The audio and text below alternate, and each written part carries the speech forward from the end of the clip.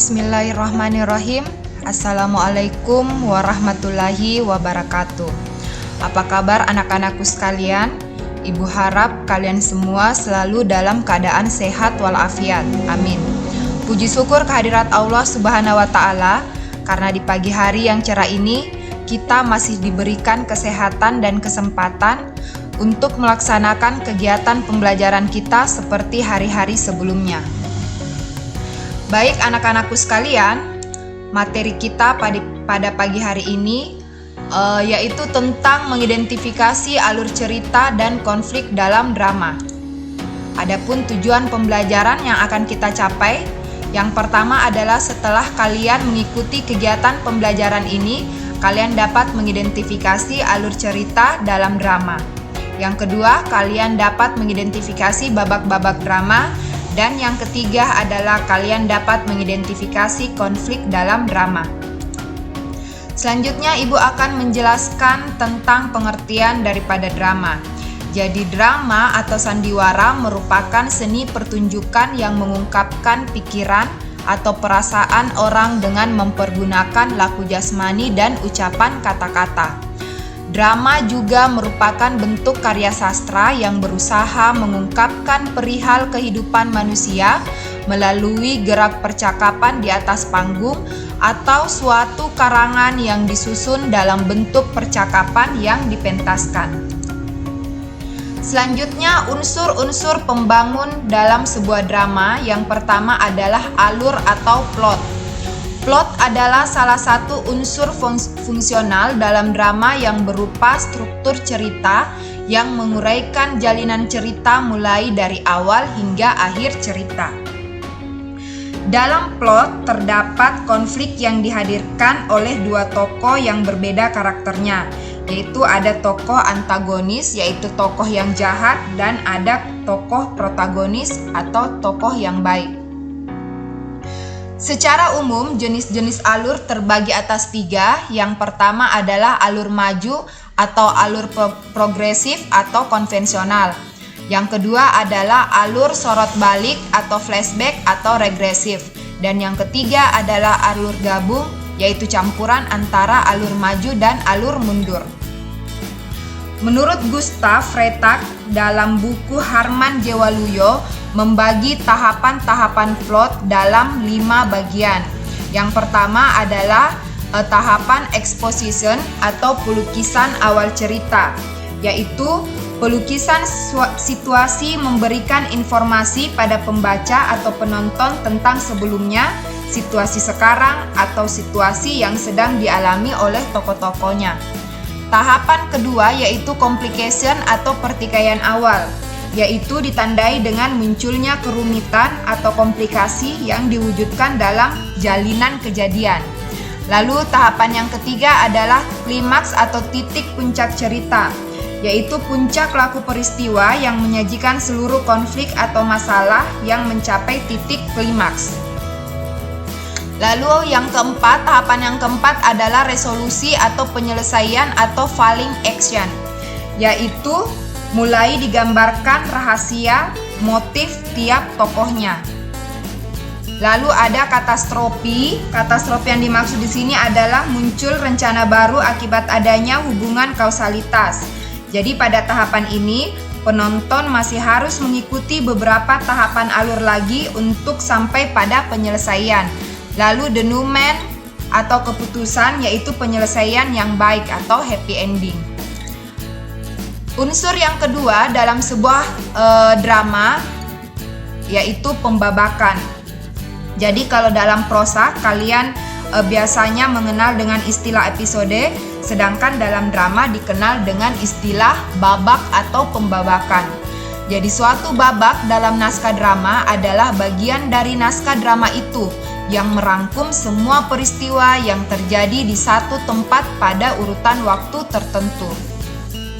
Adapun struktur babak meliputi yang pertama adalah babak konflik atau permasalahan, lalu ada babak pengembangan konflik atau pengembangan dari masalah, lalu ada babak klimaks atau puncak dari masalah.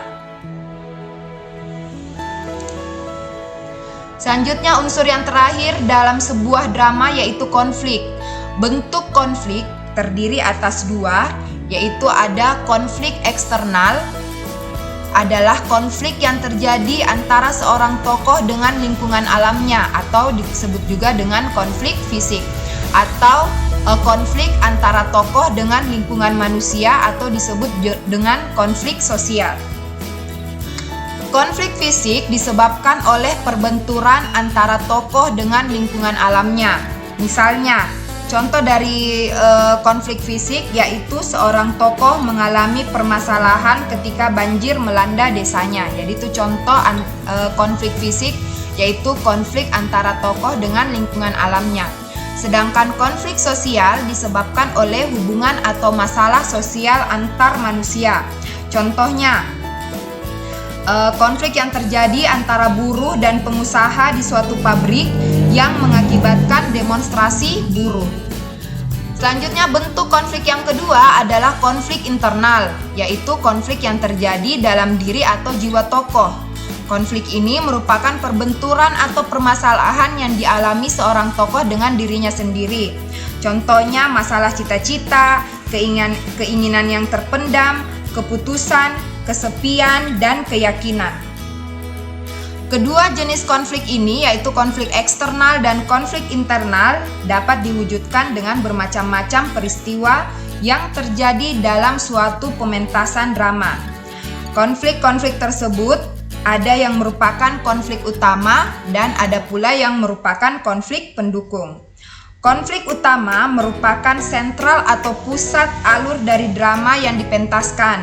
Sedangkan konflik pendukung yaitu konflik yang mempertegas keberadaan dari konflik utama.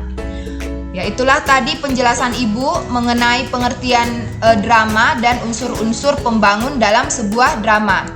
Selanjutnya, perhatikan contoh naskah drama pendek yang berjudul Bila Malam Bertambah Malam karya Putu Wijaya. Jadi dalam contoh drama pendek ini terdiri atas beberapa babak. Babak pertama meliputi adegan 1, adegan 2, lalu ada babak kedua yang terdiri dari adegan 3, adegan 4, adegan 5, dan babak 4 adegan ketiga. Jadi silahkan kalian baca dengan baik. Setelah kalian membaca contoh naskah pendek karya Putu Wijaya tersebut, silahkan kalian kerjakan tugas-tugas yang Ibu berikan ini. Tugas yang pertama yaitu berkaitan dengan alur, ya, berkaitan dengan alur. Jadi setelah kalian membaca contoh drama yang Ibu berikan tadi, silakan kalian identifikasi jenis-jenis alur drama dan tahapan alur drama yang terdapat dalam penggalan drama yang berjudul Bila Malam Bertambah Malam karya Putu Wijaya. Jadi contoh babak atau adegan, babak 1 adegan 1 menunjukkan alur apa, ya, menunjukkan jenis alur apa, apakah dia alur maju, alur mundur, atau alur campuran. Jadi silakan kalian centang. Jadi tadi ada beberapa babak, beberapa adegan, silakan kalian tulis di sini lalu kalian centang jenis-jenis alurnya. Lalu selanjutnya tahapan alur. Jadi tadi Ibu sudah jelaskan menurut Gustav tahapan alur terdiri atas 6, ya. Tapi di sini hanya 5. Yang pertama adalah tahapan alur exposition. Contoh peristiwa dalam naskah drama tersebut yaitu kelihatan Nyoman sedang menyiapkan makan malam untuk Yustibian, sementara Wayan mengamplas patung. Selanjutnya tahapan alur berikutnya silakan kalian tuliskan contoh peristiwa yang terdapat dalam dialog naskah drama yang Ibu telah berikan tadi. Selanjutnya tugas yang ketiga mengidentifikasi peristiwa dalam babak-babak konflik. Jadi struktur konflik pada babak drama terdiri atas 3. Ibu sudah jelaskan tadi, ada konflik atau permasalahan, ada pengembangan konflik atau pengembangan masalah, dan klimaks atau puncak daripada masalah.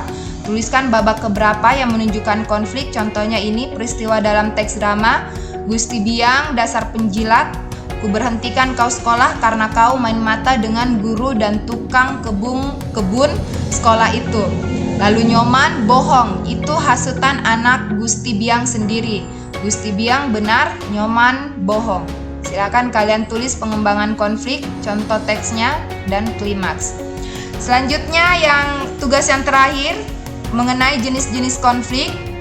Tadi juga Ibu sudah jelaskan, jadi jenis-jenis konflik itu ada konflik eksternal, yaitu konflik fisik, konflik eksternal, sosial, dan ada konflik internal.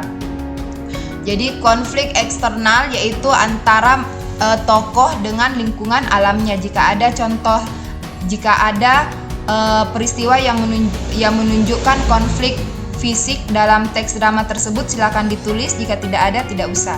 Lalu ada konflik eksternal sosial, hubungan antara manusia dengan manusia. Tuliskan contoh peristiwa dalam teks tersebut.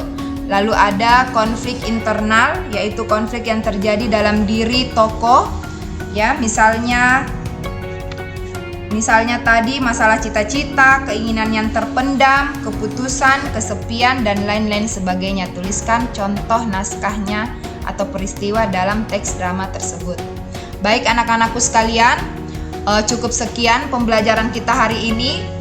Ibu harap tugas-tugas yang Ibu berikan hari ini dapat kalian selesaikan dengan baik. Dan jika ada pertanyaan, silakan japri Ibu melalui WA pribadi Ibu.